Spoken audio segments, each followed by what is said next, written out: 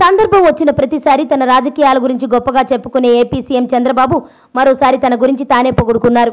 దేశ రాజకీయాల్లో తానే సీనియర్ నేతనని, ఎవరికీ భయపడేది లేదని వ్యాఖ్యానించారు. నవనిర్మాణ దీక్షలో భాగంగా సోమవారం విజయవాడ ఏ కన్వెన్షన్ సెంటర్లో నిర్వహించిన కార్యక్రమంలో ఆయన ఈ వ్యాఖ్యలు చేశారు. ఈ సందర్భంగా రాష్ట్ర ప్రజల సంక్షేమం, స్వయం ఉపాధి అవకాశాలు తదితర అంశాలపై సీఎం ప్రసంగించారు.